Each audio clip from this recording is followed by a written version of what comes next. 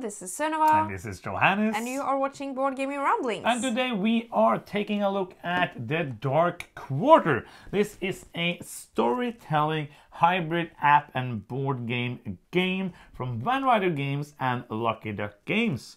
Lucky Duck Games is known for making a lot of app-based games. Ryder Games is known for making storytelling games with a strong theme, and also Lucky Duck Games does that, but now they kind of like put them together. Ryder Games has made some more like gritty games like Final Girl, Detective City of Angel. It's the same designer who made this. Cool. And take up the box again. Just let us show you something that hasn't been on any game I've ever seen in my life. Is this right here. It's a mature rating, a 16 plus rating for the game. Yeah. Which was, we heard about this first in Essen last year. Spiel. And they talked to us about it, so like, yes, we want to play this. This sounds like something different. It sounds like something, like a good evolution of the app-based game.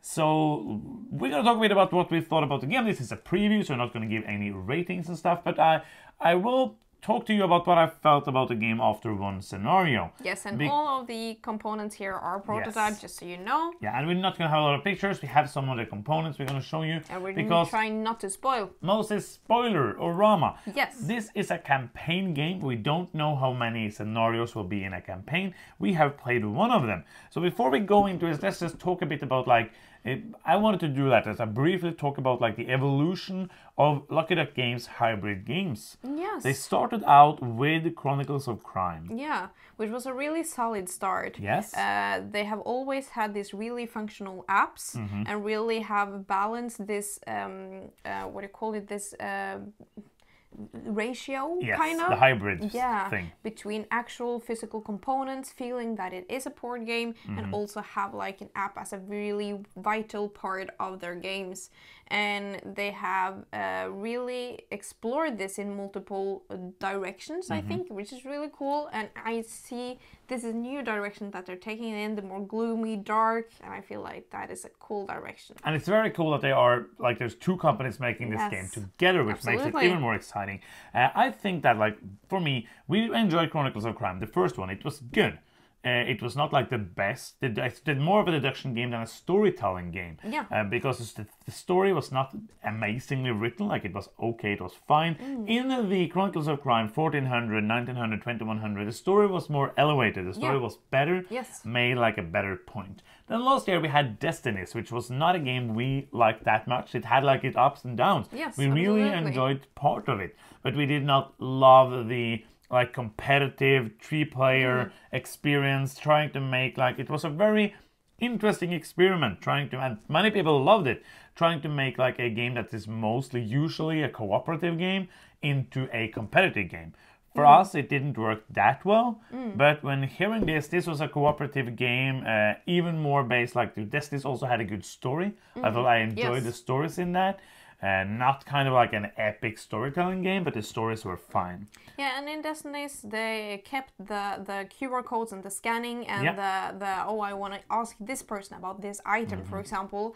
But you also got in some stats and some skill checks that you had to pass, and some real I'm really good at this, but I'm not good at that, so I will try to do this kind of checks, but let you do something else. Or even though we're not on a team, I kind of forgot for a moment. Yes. More of a kind of RPG feeling. So then we have The Dark Quarter. Yes. The Dark Quarter is basically, like mechanically, it is taking the mechanics from Destinies almost to the exact and putting it into a cooperative game written by and made like the game by somebody else. Yes. So you have the same kind of player boards with the different stats, which you will put cubes on, and then when you do a skill check, you will have 2 of your dice, and then you can also have up to 3 of these effort dice, and you put the numbers together and you see how many cubes you have after that number, and that are the amount of successes.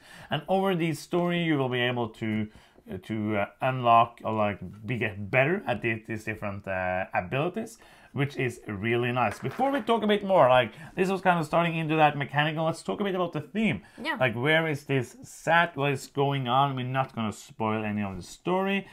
So what is going on? This story is set in New Orleans in the 1980s, Yes. and it really shifts towards the darker part of the community. Dark waters. Yes, absolutely. There's some shady stuff going on, and both in the human world, but also some voodoo, some supernatural things going on.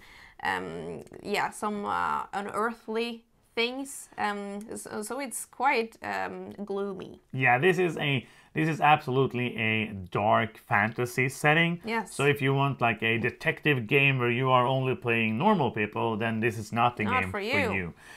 So basically you are playing as the Beaumont Agency, which are people with special powers who then get to solve crimes which other people cannot solve.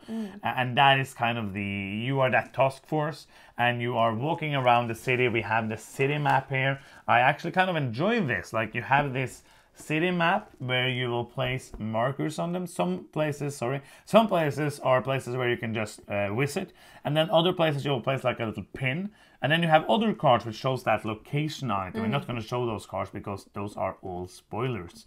So that is a nice way of making it feel like it's a living city where things are going on. Yeah, so and some things are not connected to the main story. You have some things that only are for your character. Yeah, let's talk a bit about that. Yeah. Let's do that, because in most of these games, I'm just going to do an introduction and then you can go into that.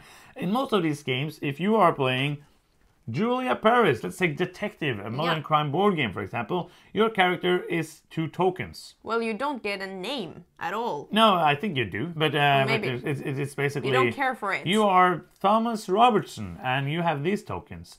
So that is something they said, like, oh, in this game, you're going to feel like your character is unique. Yeah. So do you feel that? Oh, yeah, absolutely. First of all, the backstory on the character is really interesting. Yeah. And I feel like they put a lot of effort into me caring for the character. And also make me have, like, I can get a sense of what my personality is. Yeah. And what choices I would make depending on my story. Yeah. And also you get some things that are for your personal story, something that happening in your life that doesn't maybe, I don't know, have with the main story to do. So you will then place a little token to show that only you can go to this location, for example.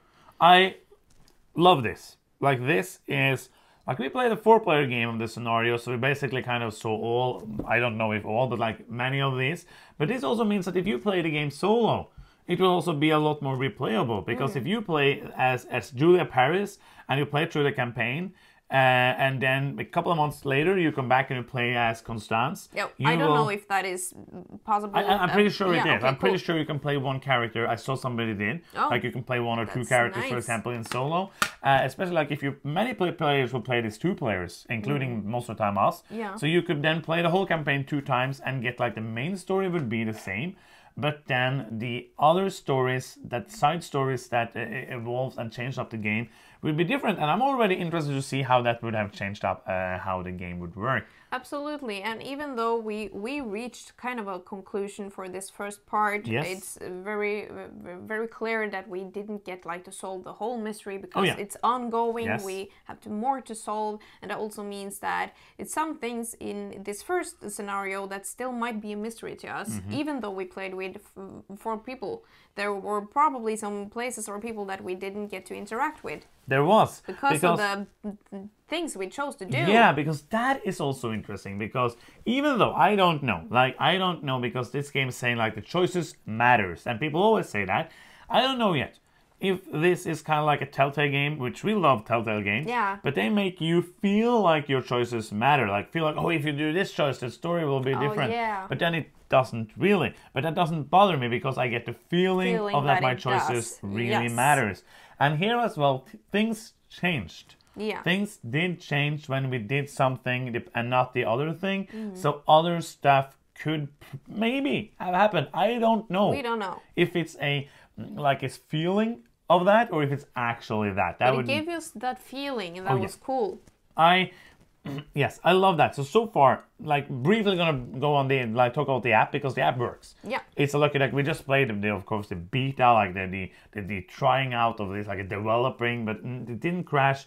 And I know Lucky Duck Games is gonna work perfectly because they make very good apps. They're solid. So we don't need to talk about that. The scanning works, everything works like that. Yes. If you don't like app games, then you're not gonna like it. But we talked about in Destinies that it felt like it was too much app-based. Yeah. I don't felt that. I didn't feel that here. No, like it's I a lot of agree. reading, but then again, why do I care if I read from a tablet and not from a book? Like it's not. It's you use the tablet a lot, but it's not. It does still feel like you're playing a board game. So there's a couple of things. Let's talk a bit about we did talk a bit about the theme. But let's talk also a bit about like the most important thing, like the theme integration and the writing and the story. Because for me, Yes. like rolling some dice, this is a game that for me felt like an 85% a experience game. Like you do some tests, you roll some dice, you can use some special skills, you can unlock skills, get experience points. That's also really cool. And that, yeah, I really enjoyed that, and looking forward to playing more scenarios because you can then level up a lot at the Yes. end of the scenario and get better for the next. That's cool. So doing those things are kind of the game things you're doing.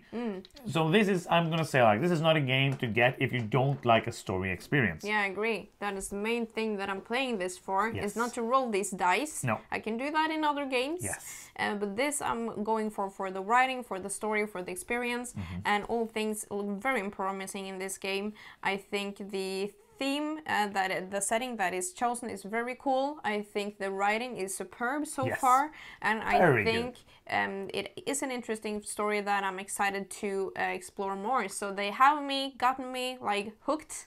I'm on the hook now. It's just reeling me in with the rest of the stuff. We played the first hour 2.5 hours, and I will say that for me personally, it's been a while since I had this much fun playing a story-driven game. We had just like many games when we play story-driven, I'm usually the reader, and I get kind of like tired of reading halfway through.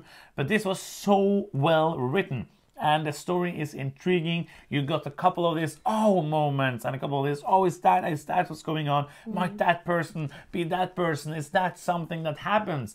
And that was really good. I'm gonna say it because you know that Detective Modern Crime board game is still my favorite story-driven game. Up there. I have not gotten this good of an experience from a story-driven game since I played Detective Modern Crime board game. Oh, that's high I praise. think, for now, this is, of course, we have only played once an hour. This is like not a final review. But the experience I had while playing this, I enjoyed being able to do this in a mature way. Because you could have done this theme, kind of, and then made it like PG. And made it feel kind of, but you should have said this, or this should have happened. So if you don't like cursing, you should not play this game. There's a lot of cursing. There's a lot of bad words. There's a lot of explicit things being told to you about things happening to people. Yeah. It's not like it shouldn't bother most people, but you should know it. Yeah. But for me, it really enhanced the experience. Not that, it's so funny to be able to read curse words, but because it made sense in the way the character spoke. It felt like something that this character would say. This grumpy old alcoholic person wouldn't say, "Hello, I'm very happy to be here." Like, it felt like this person would say these things and feel these things. It felt gritty. It felt real in a paranormal way, of course.